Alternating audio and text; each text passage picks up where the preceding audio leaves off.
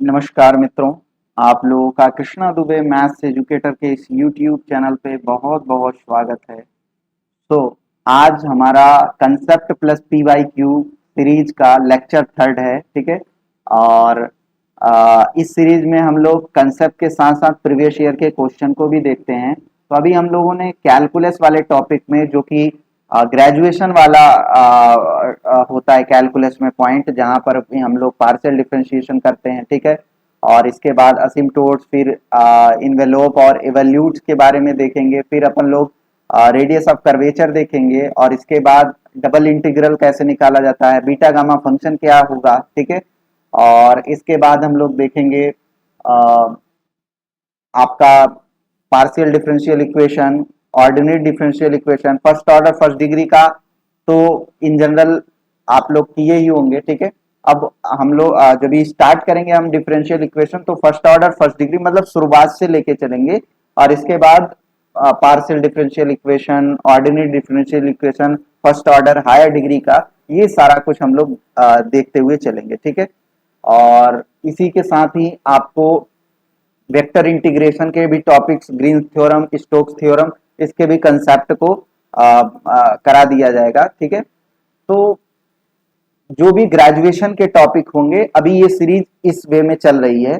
और फिर आपके ग्रेजुएशन के टॉपिक के छोटे से टॉपिक होते हैं, बहुत ज्यादा बहुत लिमिटेड चीजें पूछी जाती हैं ग्रेजुएशन से, चाहे आप किसी भी एग्जाम की बात कर लो, टीजीटी, पीजीटी, ठीक है, एलटी ग्रेड और जीआईसी। और अगर मैं बात करूँ RPSC first grade second grade, बहुत लिमिटेड होता है कि नहीं, अगर आपने इस टॉपिक के 10 15 20 सवाल बना लिए ये तो आपका आराम से हो जाएगा। जैसे जब भी आप प्लस वन प्लस टू क्या करते हो, तो वहां उनके पास वेरिएशन होते हैं, ठीक है।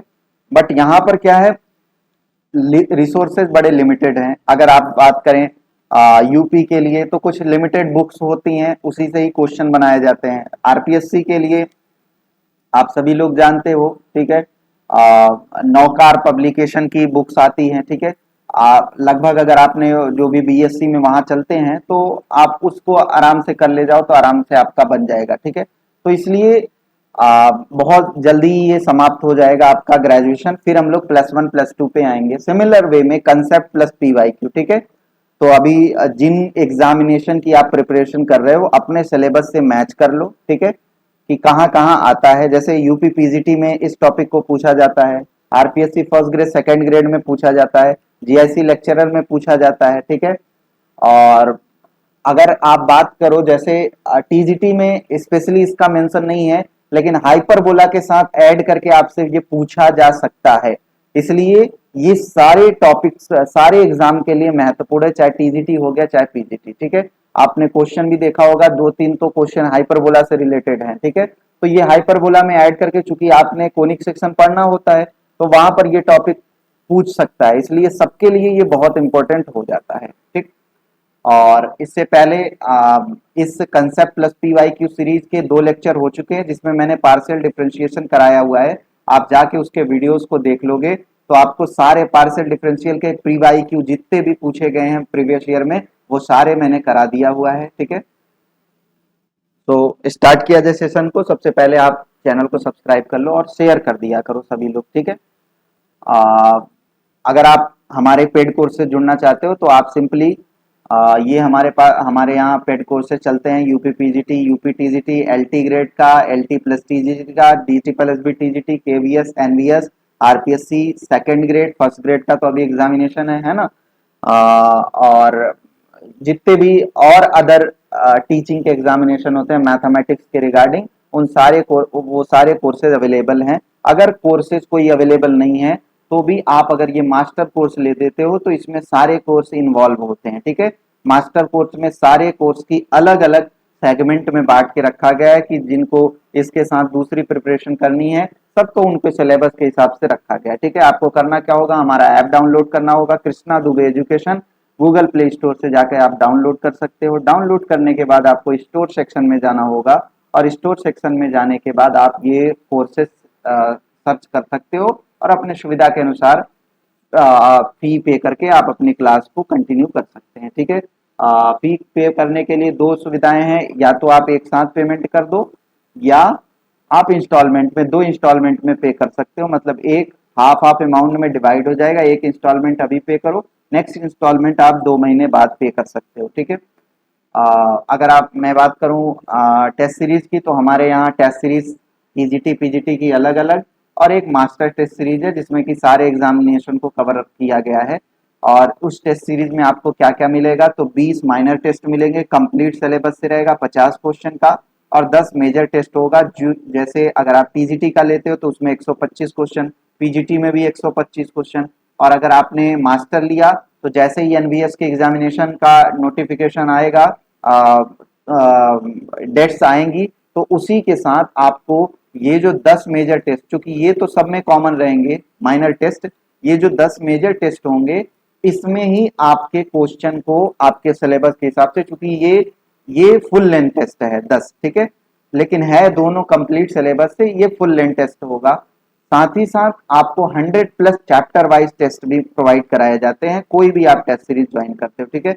इसके लिए भी आपको करना क्या होगा, हम सिंपली हमारा ऐप डाउनलोड करो और स्टोर सेक्शन में आप जाएंगे तो वहां पर आप टेस्ट सीरीज को देख सकते हो, ठीक है। तो चलिए स्टार्ट किया जाए।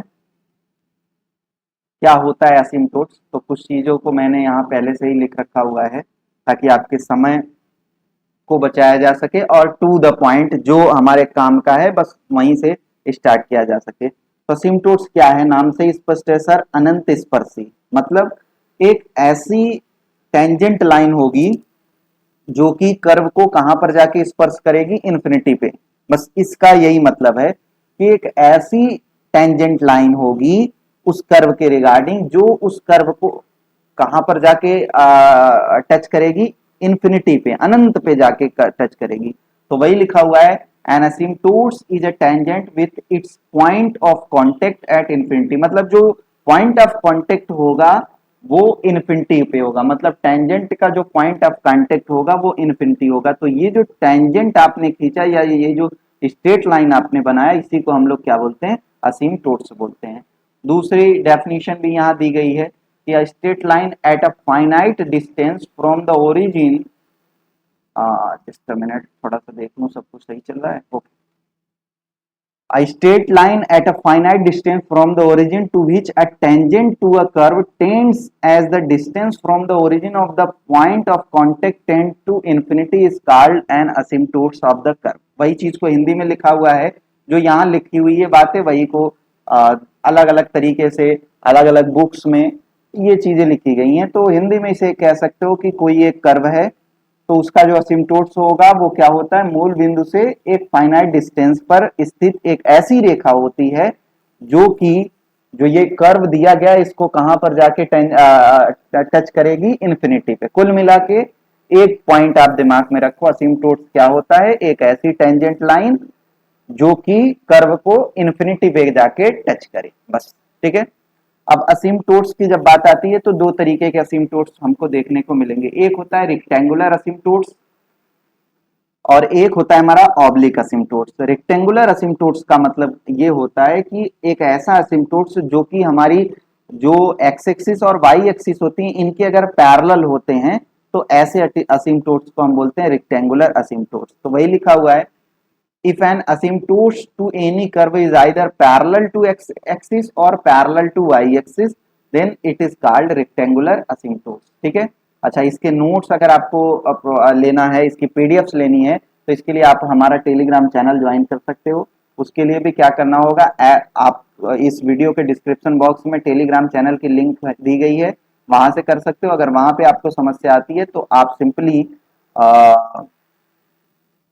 हमारा ऐप डाउनलोड करो, और ऐप में ही सबसे ऊपर अगर आप नए न्यू ऐप डाउनलोड करते हो रिसेंटली तो सबसे ऊपर आपको टेलीग्राम का लिंक दिखेगा, टेलीग्राम चैट करके। और अगर आपने इससे पहले काफी दिन हो गए होंगे, आपने एक दो फ्री टेस्ट भी अटेम्प्ट किया होगा तो वो नीचे एकदम होगा, तो स्क्रॉल डाउन करते हुए आप नीचे आओगे तो वहां पर आपको हमारे टेलीग्राम चैनल का लिंक मिल जाएगा, वहां से आप हमारा टेलीग्राम चैनल ज्वाइन कर सकते हो, ठीक है।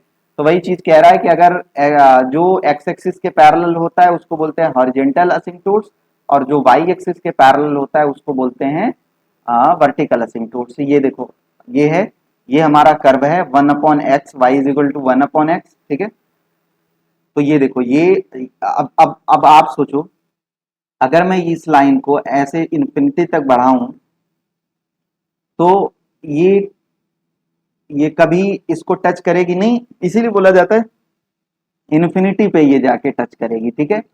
तो इसी को हम लोग बोलते हैं असिम्प्टोट्स। तो यहाँ हमारा जो हॉरिजेंटल असिम्प्टोट्स है, यानी कि एक्सिस इसके असिम्प्टोट्स का कार्य कर रहे हैं। सेकेंड तरीके का असिम्प्टोट्स एक ऐसा होता है जिसमें कि जो असिम्प्टोट्स ना तो एक्स एक्सिस ना तो वाई एक्सिस के पैरेलल हो, ठीक है। तो उस असिम्प्टोट्स को हम लोग बोलते हैं ऑब्लिक असिम्प्टोट्स, यानी कि तिर्यक अनंत स्पर्शी बोला जाता है हिंदी में। तो N असिम्प्टोट which is neither parallel to x axis nor parallel to y axis is called a oblique asymptotes, ठीक है। ओके, और कुछ? अब हम लोग यहाँ से स्टार्ट करते हैं अपने कहानी, जो हमारे पेपर में काम की बात होती है, ठीक है। तो सबसे पहले याद रख लेना कि अगर कोई कर्व का जो एल्जेब्रिक इक्वेशन है या कर्व का जो इक्वेशन दिया हुआ है, उसकी जितनी डिग्री होगी, उस कर्व की जितनी डिग्री होगी, मैक्सिमम उतने ही असिम्प्टोट्स हमको मिल सकते हैं। हो सकता है उसमें रियल हो, इमेजिनरी हो कुछ, लेकिन जैसे अगर n घात का हमारा कर्व है, कर्व की इक्वेशन, तो उसमें मैक्सिमम आपको n असिम्प्टोट्स मिल सकते हैं। मिल भी सकते हैं, उससे कम मिल सकते हैं, लेकिन उससे ज्यादा कभी नहीं होंगे। तो वही लिखा हुआ है, द नंबर ऑफ असिम्प्टोट्स रियल और imaginary of an algebraic curve of the nth degree cannot exceed n, n से ज्यादा नहीं, मतलब जितनी उसकी डिग्री होगी उससे ज्यादा नहीं हो सकते। अब डिग्री, कोई कहेगा सर डिग्री कैसे निकालते हैं, तो वही लेक्चर 1 और लेक्चर 2 में हम लोगों ने पूरा पार्शियल डिफरेंशिएशन डिग्री पे ही बेस्ड है, आइलर्स थ्योरम है ना। तो वहां हमने डिग्री के बारे में डिस्कस किया हुआ है, होमोजीनियस फंक्शन की डिग्री क्या होती है, ठीक है। फिलहाल हम लोग उस पर नहीं चल रहे हैं। अब हम बात करते हैं कि असिम्प्टोट्स पैरेलल टू एक्सिस, मतलब अगर आपको कहे, कोई कर्व दे दे और बोले कि इस कर्व में ऐसा असिम्प्टोट्स बताओ जो कि एक्सिस के पैरेलल है।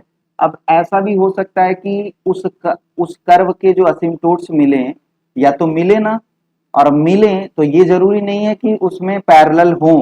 तो ऐसा नहीं है, आप ये माइंड सेट बना के नहीं चलना नहीं पैरेलल मिलेगा, मिल भी सकता है, नहीं भी मिल सकता है, ठीक है। असिम्प्टोट्स किसी के मिलेंगे, जैसे अभी मैं आपको उसका कराऊंगा पैराबोला का, ठीक है। तो पैराबोला के केस में आपको असिम्प्टोट्स नहीं मिलेगा, ठीक है। तो अभी क्वेश्चन भी आप प्रीवियस ईयर में कई बार पूछा गया है, पैराबोला का दे दिया है, पैराबोला का इक्वेशन, और आपसे बोला है कि बताओ इसमें कितने नंबर ऑफ असिम्प्टोट्स मिलेंगे। तो आराम से आप बता सकते हो, 0 होंगे। फिलहाल हम लोग उसके भी बारे में डिस्कस करेंगे। तो पहले हम यहाँ देखते हैं कि असिम्प्टोट्स पैरेलल टू एक्सिस कैसे निकाला जाता है। तो कुछ पॉइंट लिख लोगे। फर्स्ट नंबर, अगर मैं बात करूं एक्स एक्सिस के पैरेलल आपको निकालना है, तो सिंपली क्या करना होगा, जो कर्व का इक्वेशन होगा उसमें जो हाईएस्ट एक्स की हाईएस्ट डिग्री होगी, उसके आप कोफिशिएंट को लोगे, उसके कोफिशिएंट को लोगे, ठीक है, और उसको इक्वल कर दोगे 0 के।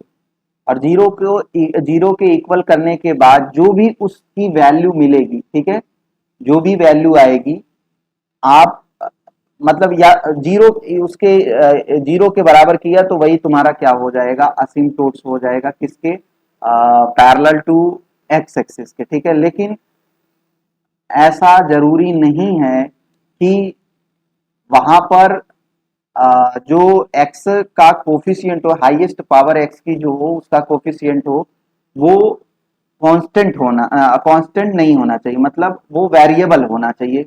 अगर कांस्टेंट हुआ तो उस केस में आपको असिम्प्टोट्स नहीं मिलेगा, ठीक है। तो लिख लेते हैं, the असिम्प्टोट्स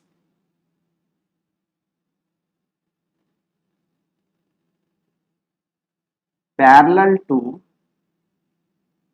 the x axis may be obtained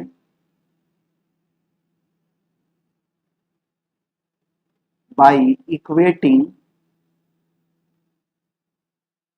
to 0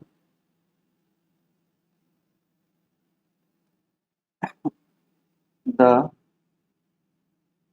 coefficient of highest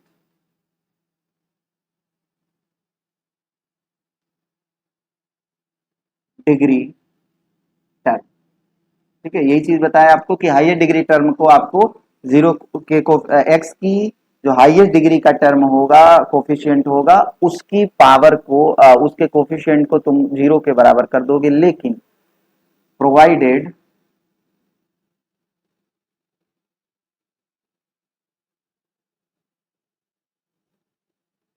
provided it is not constant.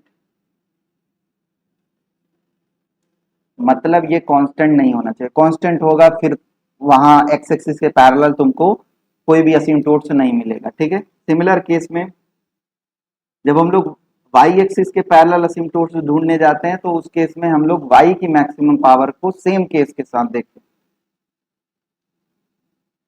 Equate the coefficient of the highest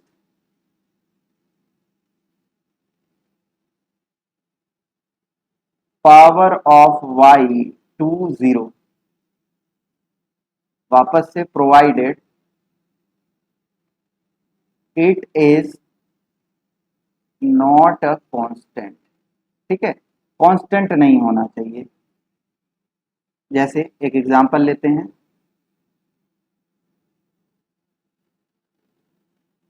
find the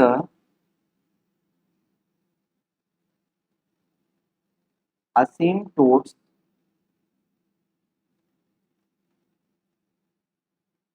of the curve y square x minus b is equal to x cube plus a cube parallel to axis. ठीक है, मतलब आपको असिम्प्टोट्स बताना है इस curve का, और वो भी कौन सा असिम्प्टोट, जो कि एक्सिस के पैरेलल हो। ठीक है, तो पहले हम ये देखते हैं पैरेलल टू एक्स एक्सिस। तो एक्स एक्सिस के पैरेलल के लिए हम क्या देखते हैं, जो एक्स की मैक्सिमम पावर है उसके कोफिशिएंट को हम किसके इक्वल कर देते हैं, जीरो के इक्वल कर देते हैं। ठीक है, तो एक्स की मैक्सिमम पावर क्या है, 3। ठीक है, अब इसका कोफिशिएंट क्या है, इसका कोफिशिएंट देखो 1, कांस्टेंट है, कांस्टेंट नहीं होना चाहिए। कांस्टेंट के केस में हम कहते हैं कि वहां असिम्प्टोट्स उस एक्सिस के पैरेलल नहीं मिलेगा। ठीक है, तो इसका मतलब एक्स एक्सिस के पैरेलल आपको असिम्प्टोट्स नहीं प्राप्त होगा। इतनी बात सबको समझ आया? आप कहोगे सर एक्स क्यूब, यहाँ एक्स तो है लेकिन मैक्सिमम आपको किसकी पावर देखनी है, एक्स की जो सबसे हाईएस्ट पावर है उसके कोफिशिएंट को देखना है, और वो वेरिएबल टाइप का होना चाहिए। मतलब वेरिएबल के आप ऐसा जैसे अगर मान लो इस तरफ भी तुम्हारा एक्स क्यूब होता और वहां कांस्टेंट होता, बट यहाँ वेरिएबल है। ठीक है, एक साइड लेके आते तुम इसको और सब्सट्रैक्ट करते, तो कुल मिला के वहां वेरिएबल बनना चाहिए कुल मिला के। ठीक है, अब जैसे y वाले केस में देखो, पैरेलल टू y एक्सिस, अभी इस केस में देखो क्या होगा, पैरेलल टू y की मैक्सिमम पावर क्या है, वाई स्क्वायर। अब इसका कोफिशिएंट देखो x माइनस बी है, x माइनस बी है, तो इसको इक्वेट कर दोगे जीरो के, तो यहां से x इज इक्वल टू क्या आ जाएगा, b। और ये ही हमारा पैरेलल टू y एक्सिस के पैरेलल हमारा क्या है, असिम्प्टोट्स है। किसके लिए, इस कर्व के लिए। ठीक है, तो आपसे अगर कहा जाए कि बताओ एक्स एक्सिस के पैरेलल कितने असिम्प्टोट्स मिलेंगे, तो एक भी असिम्प्टोट्स नहीं मिलेगा। वाई एक्सिस के पैरेलल आपको कितने नंबर ऑफ असिम्प्टोट्स, आजकल सवाल आपसे नंबर ऑफ असिम्प्टोट्स पे पूछ रहा है। ठीक है, तो अभी तो आपने पैरेलल वाला देखा, अभी ऑब्लिक नहीं आपने देखा हुआ है। तो पैरेलल के केस में एक असिम्प्टोट्स आपको मिलेगा, वो भी किसके, वाई एक्सिस के पैरेलल। ठीक है, एक और क्वेश्चन लिखो, ये आपके पेपर में पूछा गया क्वेश्चन है, a square upon x square minus y square b square a square upon x square minus b square upon y square is equal to 1। इसका भी आपको पैरेलल टू एक्सिस असिम्प्टोट्स बताने हैं, ठीक है। तो सबसे पहले तो इसको सॉल्व करो।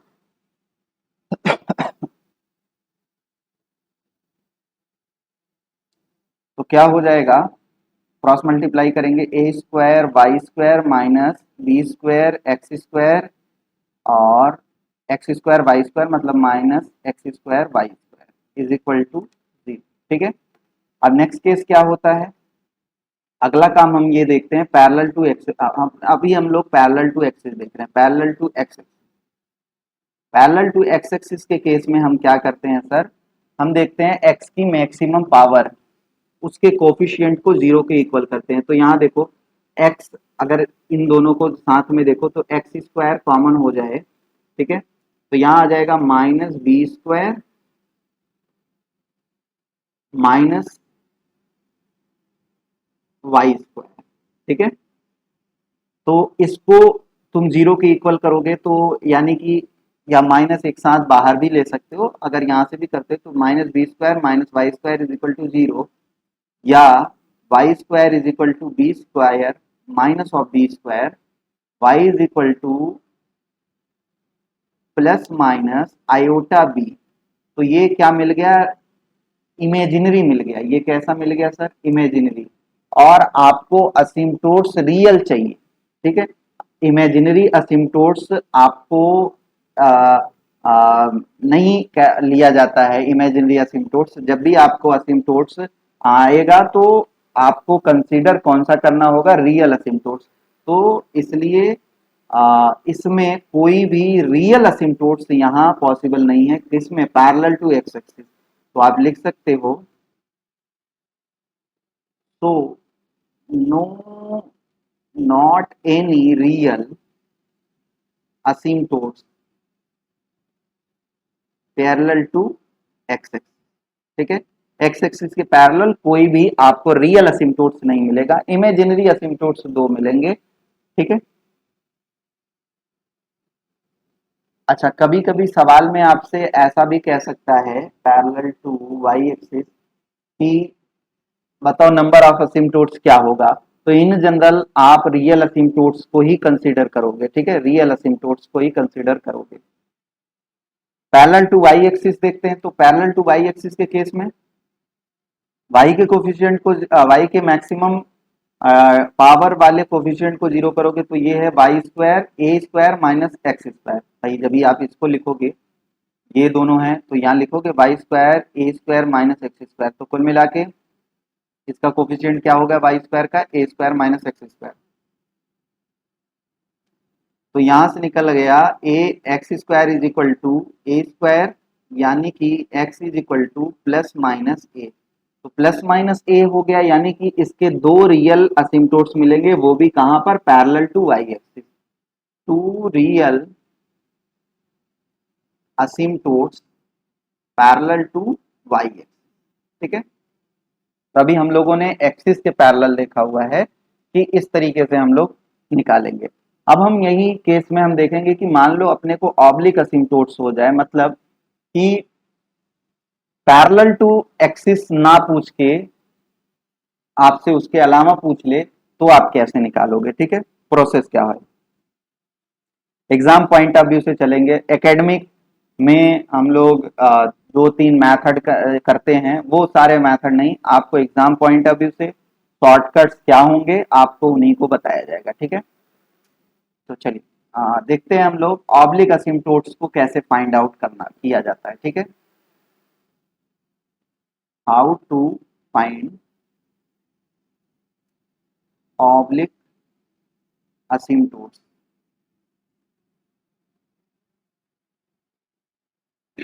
अभी प्रीवियस ईयर आपका कराया जाएगा, ठीक है।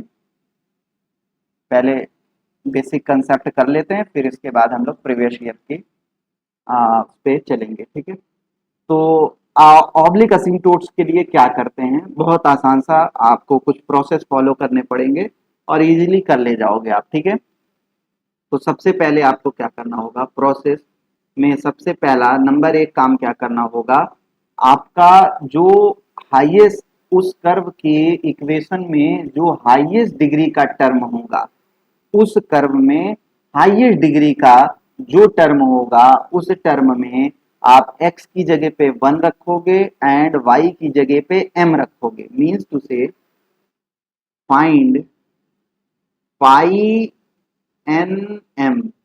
एन का मतलब जैसे वो मैक्स मैक्स डिग्री उसकी 5 है, मतलब वो 5 डिग्री का है, तो वो जो 5 डिग्री का जितने भी टर्म है उसी के हिसाब से आपको एक एम का फंक्शन बनाना होगा। और वो कैसे बनेगा? बाई पुटिंग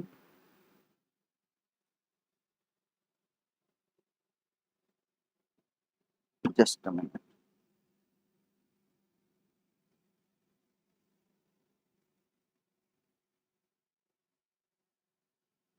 एक second.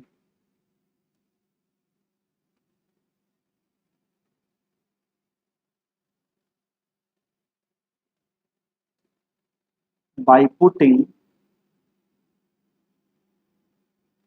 x is equal to 1 and y is equal to m in the highest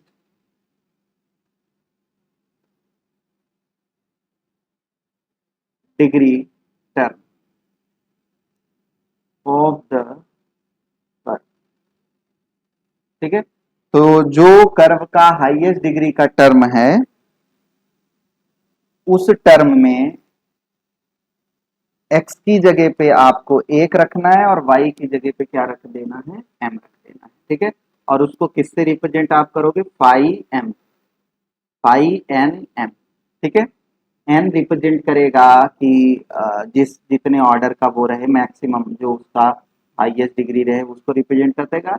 और एम, एम का मतलब ये कि जब भी 1 रखोगे एक्स वाई रहेगा, तो एक्स की जगह में 1 रखोगे तो सब कुछ एम के फॉर्म में बनेगा, इसलिए फाई एम उसको बोलते हैं। ठीक है, सेकेंड। अब इसके बाद क्या करना होगा? जब आपने ये किया तो उसके तुरंत बाद आपको, जैसे जो भी हाईएस्ट डिग्री होगा उससे एक कम, जैसे 5 डिग्री का है तो 4, 3 है तो 2, ये काम करोगे।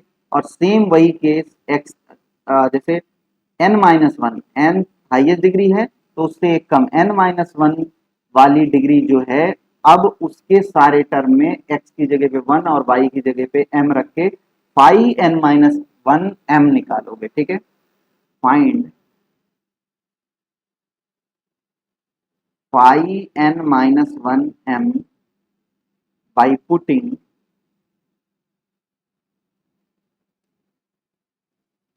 x is equal to 1 and y is equal to m in n-1 degree तक। ठीक है, जब आपने ये दूसरा काम कर लिया, इसके बाद तीसरा काम क्या करना होगा? अब आपको ये जो आपने फाई एम निकाला हुआ है ना, इसको 0 के बराबर कर दो। सॉल्व फाई एन एम, जो आपने हाईएस्ट डिग्री वाला जो एम वाला निकाला है, एम का फंक्शन, उसको तुम 0 के इक्वल करके find real value of m, m की रियल वैल्यू आप निकाल लो। ठीक है, नेक्स्ट। अब इसके बाद क्या करना होता है? अभी आपको 3 कंडीशन मैं बताने वाला हूं। ठीक है, जब आपने m की वैल्यू निकाला, मतलब जब आप कोई इक्वेशन आपने लिखा, ठीक है, और उसमें हाईएस्ट डिग्री वाले टर्म में x की जगह पे 1 और y की जगह पे m रखा, तो जो तुम्हारा फाई एन एम मिला, आप उसको 0 के इक्वल किया तो m की वैल्यू कुछ ना कुछ मिलेगी। अब वैल्यू 2-3 तरीके से मिल सकती है। नंबर 1, m की जितनी वैल्यू मिले वो सभी डिस्टिंक्ट हो, उसको उसके लिए आपको क्या प्रोसीजर करना होगा वो अलग है। मान लो m जब आपने निकाला तो 2m इक्वल आ जाए, मतलब जैसे आपने सॉल्व किया और मान लो ऐसा आ जाए m² - 1 इज इक्वल टू 0, तो m या ऐसा हो सकता है m² - 1 या whole square is equal to 0।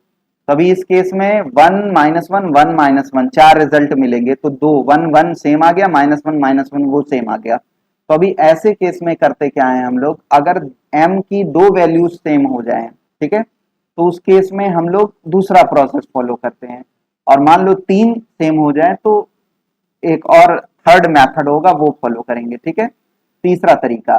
अब उससे ज्यादा अगर इक्वल हो जाएं तो फिर बेसिक कंसेप्ट में आते हैं, लेकिन क्योंकि हम लोगों को सवाल जो मिलते हैं एग्जामिनेशन में, आपके कॉम्पिटेटिव एग्जामिनेशन में, वो विद इन अ सेकेंड या ऐसे इस टाइप के क्वेश्चन लगभग 10 से 15 सेकंड 20 सेकंड में बन जाने चाहिए।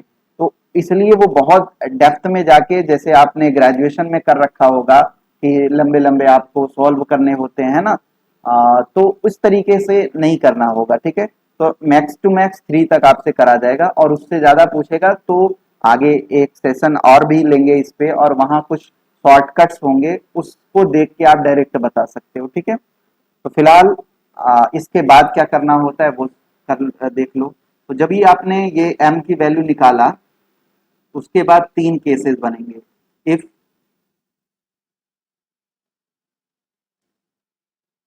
अच्छा, जो असीमटोट्स होता है सर वो स्ट्रेट लाइन होती है, ये तो सबको पता है। तो स्ट्रेट लाइन का इक्वेशन क्या होता है, y is equal to m x plus c, ठीक है। तो m तो हम लोगों ने यहाँ से जब जीरो के इक्वल करते हैं ना यहाँ पर, तो m तो मिल जाता है। अब अगली प्रक्रिया हमारी किसको निकालने की होती है, c को। तो c के लिए अलग अलग तरीके होंगे, जब हमारा m में जो वो तीन कंडीशन बताया वो अलग अलग केस के लिए अलग अलग तरीके से c निकाला जाएगा। तो मान लो if all the values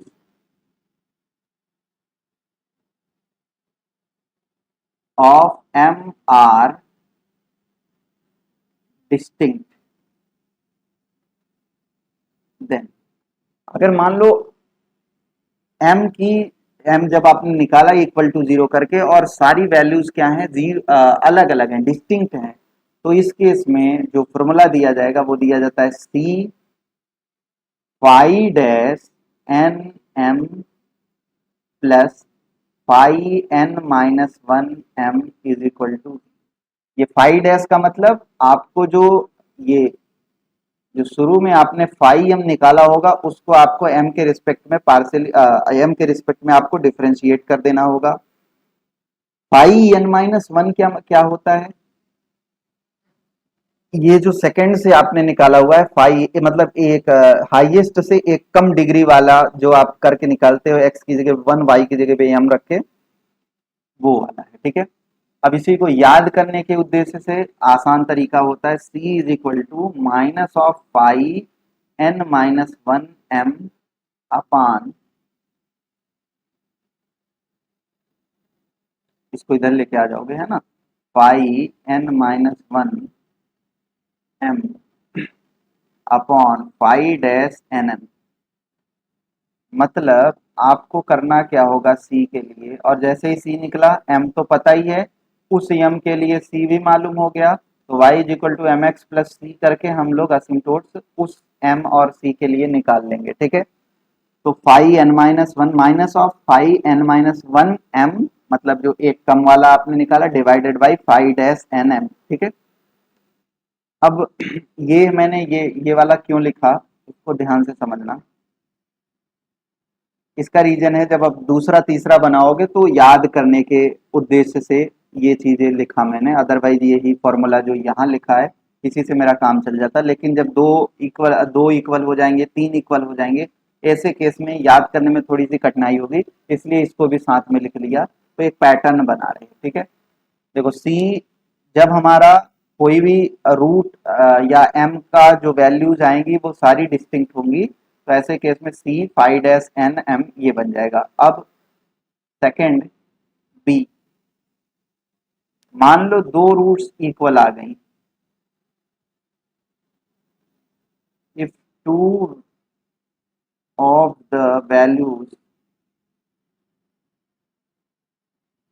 of m are equal, ठीक है। अब अगर दो इक्वल आ गई तो ऐसे केस में क्या हो जाएगा सर, ऐसे केस में अब हमको उस m के लिए 2c चाहिए भाई। अगर m तुमको मालूम है तो दो वैल्यूज हैं, तो इसका मतलब आपको 2c मिलेंगे, ठीक है। तो इसलिए 2c, अब यहां से अगर हम निकालेंगे तो केवल एक c मिलेगा, एक m के लिए नहीं कुछ मिल पाएगा, है ना। तो इसलिए 2c आपको मिलेंगे। तो उस 2c को निकालने के लिए क्या फॉर्मूला अपनाया जाता है, ध्यान से समझना, सी स्क्वायर अपॉन 2 फैक्टोरियल, ठीक है, five n m double dash, ठीक है। अब याद करने का तरीका देखो, यहाँ सिंगल डैश था क्योंकि यहाँ सब अलग अलग एक एक मिल रहे थे, अब यहाँ दो मिला तो इसलिए डबल, डबल डैश मतलब दो बारी डिफरेंशिएट करना है, प्लस सी स्क्वायर, फिर इसके बाद एक कम करोगे सी, जब यहाँ एक कम करोगे तो ये जो तुमने डिफरेंशिएशन किया हुआ है इसको भी एक कम करोगे, पाई डैश एम। अब नीचे भी ये n है तो यहाँ पर भी एक कम करोगे, n-1 कम करोगे। क्लियर हो रही बात, मतलब सब एक एक कम होता चलेगा। जैसे यहाँ देखो, पाई डैश था, एक कम हुआ तो खत्म हो गया, n था एक कम हुआ, n-1, ठीक है। और c भी, c एक था यहाँ कम होके खत्म हो गया, नहीं लिखा गया। ऐसे ही यहाँ सी स्क्वायर है, c है, ठीक है। अभी सी एक और आएगा क्योंकि ये सी स्क्वायर सी, फिर यहाँ यहाँ गायब होगा सी, ठीक है। तो अभी हो गया five dash, five double dash, five dash plus, अब फाइव डैश हो गया, अब ये डैश खत्म होगा, सी भी खत्म होगा, डैश भी, तो डैश खत्म होगा तो फाइव, ठीक है। और n-1 एक कम यहाँ भी होगा तो n-2 हो जाएगा, m इज इक्वल टू 0, ठीक है। ये कब होगा, जब हमारा दो m की वैल्यूज क्या होंगी, सेम आ जाएंगी। इस केस में जो दोनों असिम्प्टोट्स मिलेंगे वो दोनों क्या होंगे, टू पैरेलल असिम्प्टोट,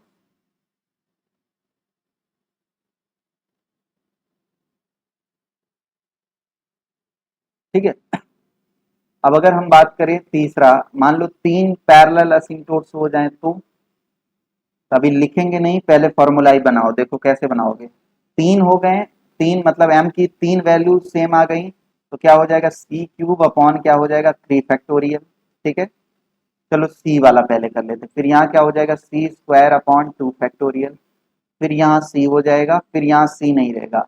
अब फाइव के बारे में बात करें तो तीन है तो यहाँ ट्रिपल ट्रिपल डैश मतलब तीन बार लेके जाना होगा, फाइव एम और ये एन, ठीक है, प्लस, अब यहाँ क्या हो जाएगा, देखो एक कम यहाँ भी होगा तो फाइव डबल डैश एम, और नीचे भी n, अब n वाला नहीं, उससे एक कम वाले का डबल डैश करना होगा, मतलब n-1 प्लस, अब यहाँ देखो रो हो गया, अब यहाँ क्या हो जाएगा, एक पाई डैश m, और यहाँ क्या हो जाएगा, n-2, अब n-2 मतलब हाईएस्ट से नीचे वाला n-1, फिर उससे नीचे वाला n-2, लेकिन उसका एक बार डिफरेंशिएशन करना है, और जो हाईएस्ट से एक कम होगा उसका डबल डिफरेंशिएशन करना है m के रिस्पेक्ट में, अभी खत्म नहीं हुआ, प्लस c तो यहाँ खत्म हो जाएगा, पाई जो रहेगा तुम्हारा वो एक कम, पाई डैश हट जाएगा, अब ये डैश सिंगल डैश है,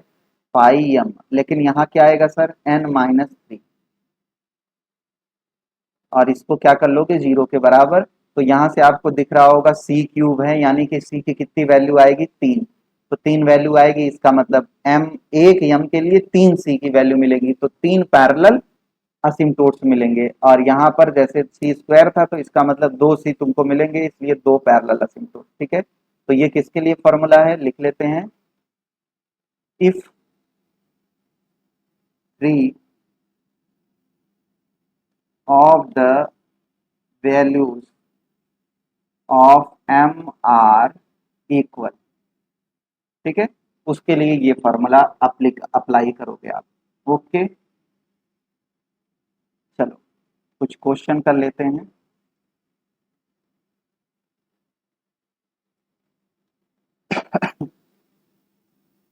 कह रहा है फाइंड द असिम्प्टोट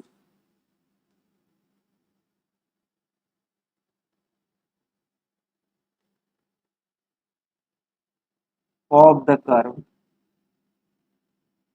कर्व क्या है sir, 4x³ minus x square y minus 4xy square plus y³ plus 3x² plus 2xy minus y² minus 7 is equal to 0। ठीक है, इसका तुमको असिम्प्टोट्स निकालना है। कैसे निकालोगे? तरीका, अब देखो, एक तो चलो पहले देखते हैं क्या इसका parallel x axis y axis के पैरेलल मिलेगा क्या। तो x की मैक्सिमम पावर क्या है यहाँ पर? एक्स क्यूब, मतलब एक्स क्यूब अकेला 4x³ है, तो 4 है, कांस्टेंट है, और कहीं एक्स क्यूब है नहीं है, है ना। तो इसका मतलब एक्स एक्सिस के पैरेलल नहीं मिलने वाला। वाई एक्सिस वाई क्यूब है, वाई क्यूब का कोफिशिएंट 1, तो वाई आपको वाई के पैरेलल और एक्स के पैरेलल नहीं मिलेगा। तो अगर सवाल में पूछ लिया जाए आपसे कि number of asymptotes parallel to axes कितने होंगे, तो आपका आंसर होगा 0। अब अपन लोग बात करते हैं कि ऑब्लिक असिम्प्टोट्स कैसे कितने मिलेंगे। उसके लिए इसकी डिग्री बताओ, इसकी डिग्री कितनी है? तो ये देखो, तीन तीन तीन, मतलब इसकी मैक्सिमम डिग्री, हाईएस्ट पावर इसकी 3 है। ठीक है, तो हम निकालेंगे क्या? पहले फाइव 3m, 3 क्यों लिखा? हाईएस्ट डिग्री 3 है। ठीक है, अब m, अब कैसे निकलता है? x की जगह पे 1 और y की जगह पे m, सब नहीं, हाईएस्ट वाले में रखना होता है। यहां 1 रखोगे तो 4, ये भी 3 डिग्री का है, देखो 2 और 1 3, तो यहां रखोगे तो 1 माइनस 1 इंटू वाई की जगह पे m, तो माइनस m। ये भी देखो 3 डिग्री का है, तो ये भी लोगे तो -4, x की जगह पे 1 m²। ठीक है, और ये सॉरी यहाँ वाई क्यूब है, नहीं नहीं सही सही, यहाँ वाई क्यूब है ना। ठीक, तो वाई क्यूब की जगह पे हो जाएगा m³। ठीक है, तो ये 5 3m हो गया। अपने को क्या करना होता है? एक तो ये करो, फिर इसके बाद इसी को 0 के इक्वल कर दोगे। ठीक है, तो पहले इसी टाइम हम निकाल लेते हैं आ, एक कम वाला भी, 5 2m, एक कम वाला भी निकालोगे तो 3 घात से एक कम मतलब 2 घात वाला, तो 2 डिग्री वाला देखो क्या है, 2 डिग्री वाला एक ये है और एक ये है। सही है, तो 2 डिग्री वाला तुम्हारा हो जाएगा, और ये तो 3 + 2m माइनस m²। ठीक है, अब इसके रिस्पेक्ट में पहले m की वैल्यूज निकालते हैं हम लोग, है ना। तो 5 3m को हम लोग क्या कर देंगे? 0 के इक्वल, तो यहाँ करो, तो 4 minus m minus 4m² plus m³ is equal to 0। ठीक है, इसको तरीके से लिख लिया जाए तो m³ minus 4m² minus m plus 4 is equal to 0। तो m² कॉमन कर लो, तो m-4 -1 कॉमन कर लो, m-4 इज इक्वल टू 0। तो यहाँ से हो जाएगा m-4 m² minus 1 is equal to 0। तो m की वैल्यू आ जाएगी 4 comma m² is equal to 1, मतलब +-1 +1 -1। तो m की 3 वैल्यू आ गई, मतलब इसके 3 असिम्प्टोट्स मिल सकते हैं। अभी भी पूर्ण रूप से नहीं करोगे, क्योंकि अल्टीमेटली जब आप ये वैल्यूज को रखोगे, सी निकालने जाओगे, तो उस केस में नीचे 0, अभी एक्सेप्शन वाला एक केस लिखाएंगे पहले, अभी तुम इसको समझ लो। m की वैल्यूज आ गई। ठीक है, अब अगला काम क्या होता है? सारे m के लिए हमको c ढूंढना होगा, है ना। हमारा जो असिम्प्टोट्स होता है वो कुछ इस फॉर्म का होता है, y is equal to mx plus सी। तो m मिल गया, अब जितने m मिले उन m के लिए c निकालना होता है। तो c के लिए हमने फॉर्मूला आपको दिया हुआ है, c इज इक्वल टू क्या होता है सर? -n-1m अपान m। सही है, तो अगर आपको समझ आ रहा हो तो यहाँ देखो, n-m मतलब 2m, π2m अपान π3m।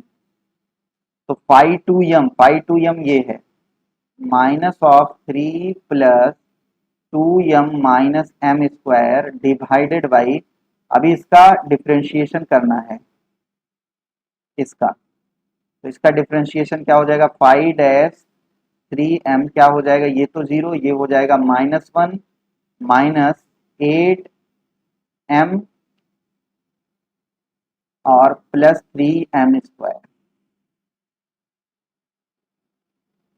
चलो रख लेते हैं इसको यहीं पे। ये हो जाएगा 3m² -8m-1। ठीक है। अब एक एक यम की वैल्यू के लिए हम लोग अलग अलग सी निकाल लेंगे, तो 3 पार्ट में अलग अलग कर देते हैं इसको।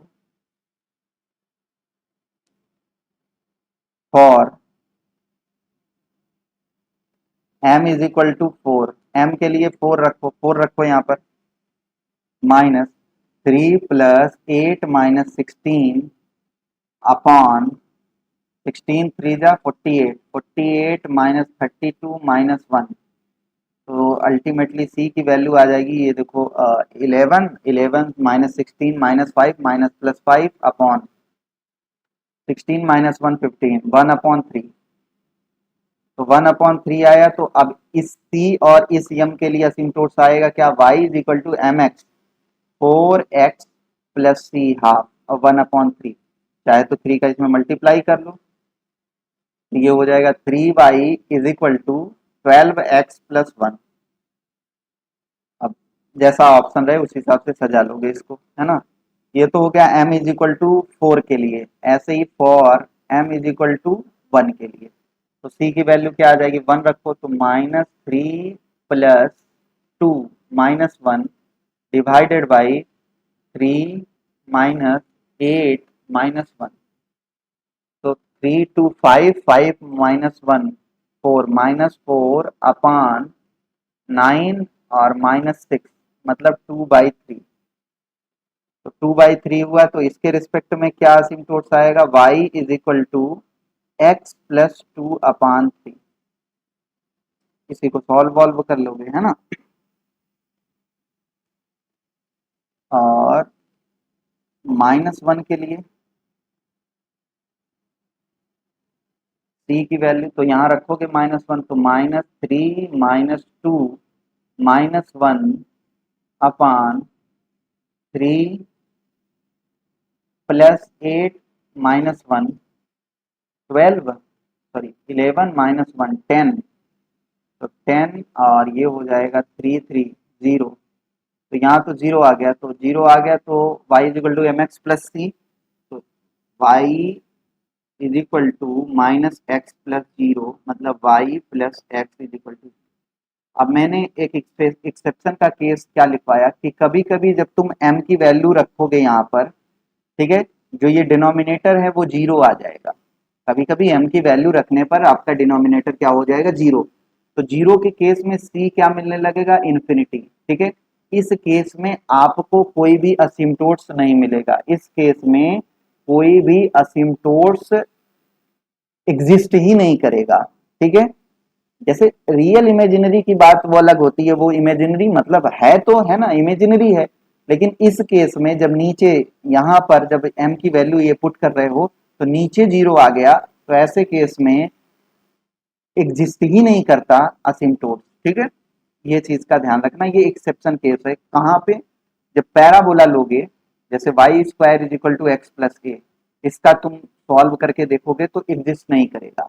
तो बोला जाता है कि पैराबोला का सवाल दे देगा और बोलेगा कितने असिम्प्टोट्स बनेंगे, तो इसमें एग्जिस्ट नहीं करता, मतलब एक भी असिम्प्टोट्स नहीं मिलेंगे आपको, है ना। और एक क्वेश्चन बनाया जाए ताकि कंसेप्ट क्लियर हो जाए।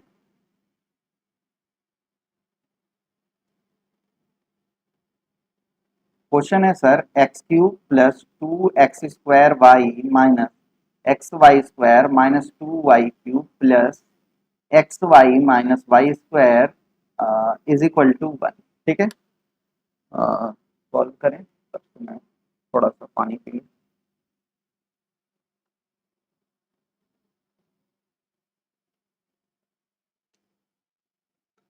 देखो क्या होगा सर, इसकी डिग्री दे, हाईएस्ट हाईएस्ट पावर देखो इसकी क्या है, x³ है ना, मतलब क्यूब है। ठीक है। तो क्यूब है तो x की जगह पे 1, y की जगह पे m रखो। तो क्या निकालोगे, फाइव थ्री एम। तो वन प्लस यहाँ रखोगे तो एक्स की जगह पे वन, वाई की जगह पे m, two m minus m square minus two m q. सही है, ओके। अब इसी जगह हम लोग इसका डिफरेंशिएशन भी कर दें। एक्चुअली डिफरेंशिएशन क्यों पहले नहीं किया जाता उसका कारण समझ लो। अभी तो ये मुझे पता है कि इसका ये नहीं बनेगा वैसा केस, बट पहले तुम डिफरेंशिएशन जब हमारा दो कॉमन होते हैं, ठीक है, तो दो कॉमन के केस में क्या हो जाएगा, उस केस में हम डिफरेंशिएशन करते हैं n माइनस वन का पहली बार, और n माइनस टू का डबल डिफरेंशिएशन करते हैं, ठीक है, सेकंड जब दो कॉमन हो जाते हैं तो इसकी जरूरत ही नहीं पड़ने वाली होती है। इसलिए पहला काम होता है कि इसके तुरंत बाद तुम यम निकालो। तो हम भी ऐसे ही कर लें, फिर बाद में करेंगे, है ना। तो पहले m की वैल्यू निकाल लोगे तो डिफरेंशिएशन करोगे तो मालूम चलेगा ना कि एक किसका करना है डिफरेंशिएशन, अदरवाइज करते रहोगे कोई मतलब नहीं है। जो हमें चाहिए रिजल्ट में उसी का केवल उसी का निकाल के डिफरेंशिएशन करेंगे। तो चलो ये हो गया, तो इसी के साथ ही m की वैल्यू भी निकाल लेते, तो इसको इक्वेट कर देंगे जीरो के, है ना। तो माइनस कॉमन ले लो तो ये हो जाएगा two m cube plus m square minus two m minus one is equal to zero. M square common लिया तो two m plus one, minus one common लिया two m plus one is equal to zero. तो two m plus one m square minus, तो यहाँ हो जाएगा m is equal to क्या आ जाएगा, माइनस हाफ और प्लस वन माइनस वन। इसका मतलब सारी अलग अलग आ रही है ना, तो अलग अलग आ रहा है तो अब यहाँ निकाल सकते हैं हम लोग। तो यहाँ हम लोग निकाल लेते हैं पाई थ्री डैश एम। तो क्या हो जाएगा, two minus two m minus six m square, ठीक है। अच्छा, ये तो फाइव थ्री हो गया, अब तुरंत हमको फाइव टू एम चाहिए होगा। फाइव टू एम कैसे निकलेगा, एक कम तीन है तो दो वाला देखो, तो दो वाला देखो ये है वाई स्क्वायर, है ना, केवल वाई स्क्वायर है और एक्स वाई है, मतलब ये हो जाएगा एम माइनस एम स्क्वायर। इसको जीरो के बराबर नहीं करोगे, बस इतना किया। अब तुरंत हम लोग सी निकालेंगे, तो सी के लिए क्या फॉर्मूला होता है, minus five of n minus one m upon five of n five dash n. इस केस में क्या हो जाएगा, माइनस ऑफ फाइव, तीन है हाईएस्ट तो two m upon five three का डैश एम, ठीक है। तो फाइव टू कितना है, एम माइनस एम स्क्वायर, तो minus m square divided by ये हो जाएगा two minus two m minus six m square, ठीक है। अब जितने एम की वैल्यू हैं उनके लिए अलग अलग हम लोग सी निकालेंगे। तो आई थिंक तीन एम है, तीन है। तो पहला एम है for m is equal to minus half, और for m is equal to plus one, and for m is equal to minus. आपसे इस अभी यहाँ बहुत से लोग जैसे कभी कभी पूछेगा नंबर ऑफ असिम्प्टोट, तो बहुत से लोग ये तीन एम की वैल्यू देखकर बोलने लगते हैं कि तीन असिम्प्टोट्स मिलेंगे, लेकिन ये गलत है सर। सी निकालो तभी बोलना कि उसमें नंबर ऑफ असिम्प्टोट्स दो आएंगे तीन आएंगे, है ना। मैंने अभी एक्सेप्शन का केस बताया, सी जीरो आने लगेगा नीचे तो इन्फिनिटी बनेगा और वहां एग्जिस्ट नहीं करता।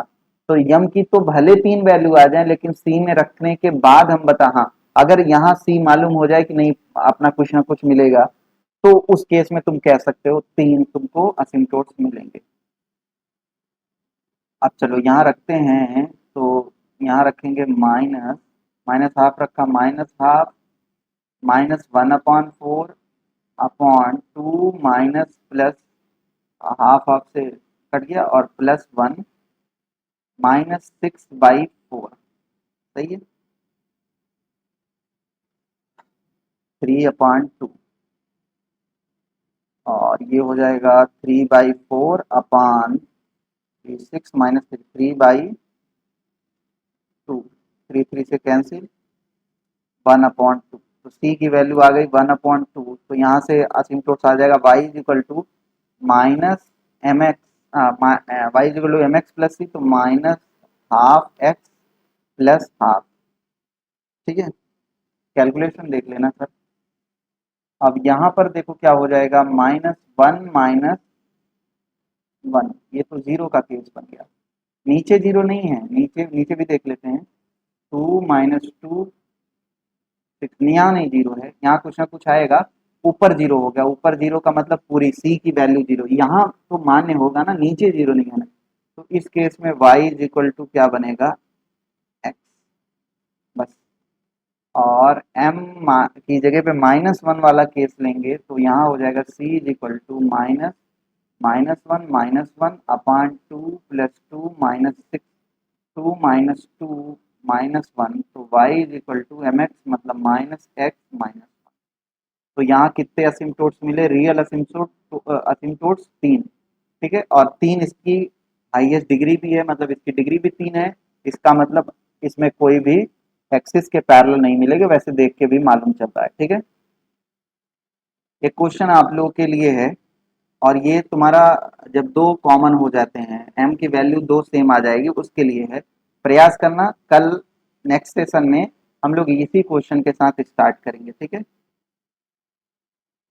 y³ minus x square y minus 2xy² plus 2x³ minus 7xy plus 3y² plus 2x² plus 2x plus 2y plus 1 is equal to 0, ठीक है, इसका बताना है, सॉरी ये तो सिंपल है, ये तो सिंपल है, इसका आंसर लिख दे रहा हूँ, इसको भी सॉल्व करना, y is equal to 2x, y is equal to x minus half, y is equal to minus x minus half minus 2, ठीक है, ये इसका आंसर हो जाएगा, ये कर लेना, ये इसमें कोई इक्वल नहीं आएगा, ठीक है, ये सामान है जैसे पिछला वाला था, इक्वल वाला ये केस है, इक्वल रूट्स के लिए x² माइनस y² का whole square minus 4y² plus y is equal to 0, ठीक है, इसका असिम्प्टोट्स बताना है, ठीक है, तो इसको सॉल्व करिएगा, जिनका आ जाए वो कमेंट बॉक्स में कमेंट आंसर कर देंगे, और अदरवाइज नेक्स्ट सेशन में यहीं से स्टार्ट करेंगे। इस केस में देखोगे m की दो वैल्यूज आपको मिलेंगी, m की वैल्यू आएगी, एक आएगा मतलब +-1 +-, ठीक है, ऐसे आएगा, मतलब दो बारी देखो 1 1, दो बारी -1 -1, तो इसका मतलब इस 1 के लिए 2c मिलेंगे, भाई है तो ये एक ही, और इस -1 के लिए भी 2c मिलेंगे, तो कुल मिला के 4 तुमको असिम्प्टोट्स मिलेंगे, ठीक है।